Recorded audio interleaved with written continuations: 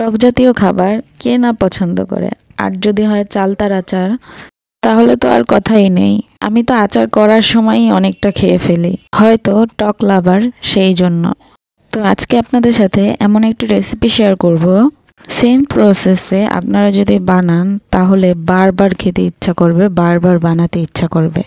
So hello everyone, আসসালামু আলাইকুম। কেমন আছেন সবাই? আশা করি সবাই ভালো আছেন। আমিও আলহামদুলিল্লাহ অনেক বেশি ভালো আছি। আপনাদের সবাইকে স্বাগতম জানাচ্ছি আমার নতুন আরেকটা ভিডিওতে। চালতাগুলোকে আচার দেওয়ার জন্য এখানে আমি ফালি ফালি করে কেটে নিয়েছি।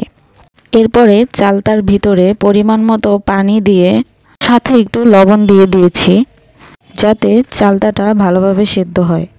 আর চালতাটা সিদ্ধ করার প্রথম দিকে অবশ্যই ঢাকনা দিয়ে রাখবেন।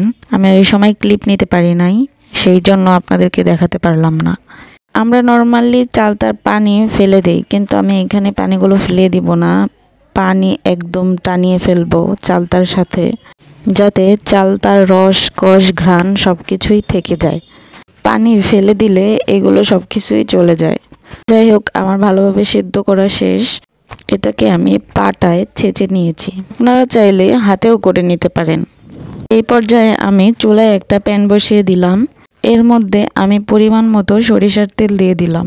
তেলটা যখন গরম হয়ে আসবে, তখন আমি এইখানে 2-3টা রসুন কুচি করে নিয়েছিলাম, সেগুলো দিয়ে দিলাম। এরকমভাবে রসুনটা দেওয়ার কারণ হচ্ছে, যখন আচারটা খাবো রসুনটাও কিছুটা আচারের মতো লাগবে, মুখে বাজবে, অনেক ভালো লাগবে। এই পর্যায়ে আমি দিয়ে দিলাম শুকনা মরিচ, মাঝখান থেকে কেটে কেটে নিয়েছিলাম, আর তেজপাতা। এরপরে এগুলোকে ভালোভাবে নেড়েচেড়ে নিব। সাথে আমি দিয়ে দিচ্ছি আস্ত পাঁচফোড়ন। ঠিক এই সময়টায় আস্ত পাঁচফোড়ন দিবেন, কোনো পাউডার পাঁচফোড়ন দিবেন না, তাহলে আচারের টেস্টটা এভাবে আসবে না। এরপরে আমি কড়াইতে চালতাগুলো দিয়ে এখানে চিনি অ্যাড করতেছি না। চিনি দিলে আচারের টেস্টটা একটু অন্যরকম আসে, আর মিঠা দিলে আচারের টেস্টটা আলাদা একটা মজা লাগে, সেই জন্য আমি মিঠাটা ইউজ করতেছি। যাই হোক, এই পর্যায়ে এসে আপনারা কালারের জন্য হালকা একটু ফুড কালার ইউজ করতে পারেন, চাইলে ইউজ করতে পারেন, না চাইলে নাই। কালারটা ভালো আসবে এই আর কি। আমি এইখানে একটা স্পেশাল মশলা ইউজ করেছি, সেই জন্য আচারের টেস্টটা একটু স্পেশাল হয়েছে। তো আমি এখানে আর দেখাচ্ছি না আমি স্পেশাল মশলাটা কি ইউজ করেছি, সেইটা আবার ডিটেইলি একদিন আপনাদের সাথে শেয়ার করব ইনশাল্লাহ।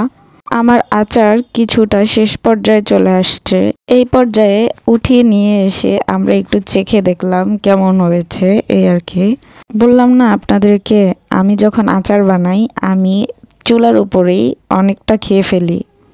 এখানে আমার মনে হয়েছিল ঝালটা একটু কম, সেই জন্য আমি টক ঝাল মিষ্টির সংমিশ্রণ রাখার জন্য আর একটু মরিচের গুঁড়া দিয়ে দিয়েছি। আর এইখানে আমি পাঁচফোড়ন তেলে ব্লেন্ডারে পাউডার করে তারপর এটা দিয়ে দিয়েছি। আচার করার লাস্ট পর্যায়ে এটা দিবেন, তাহলে ফ্লেভারটা ভালো আসবে আর খেতেও অনেক মজা হবে। যাই হোক, দেখেন আচারটা দেখতে কতটা লোভনীয় হয়েছে না? দেখতে যেরকম লোভনীয় হয়েছিল, খেতেও অনেক মজা হয়েছিল, অসাধারণ টেস্ট ছিল। আর আপনাদের যদি খেতে ইচ্ছা করে অবশ্যই আমাদের বাসায় দাওয়াত রইল, অবশ্যই এসে পড়বেন। আর আমার ভিডিওগুলো ভালো লাগলে লাইক, কমেন্ট, শেয়ার করে দিবেন। আজকে এই পর্যন্তই, সবাই ভালো থাকবেন। আল্লাহ হাফিজ।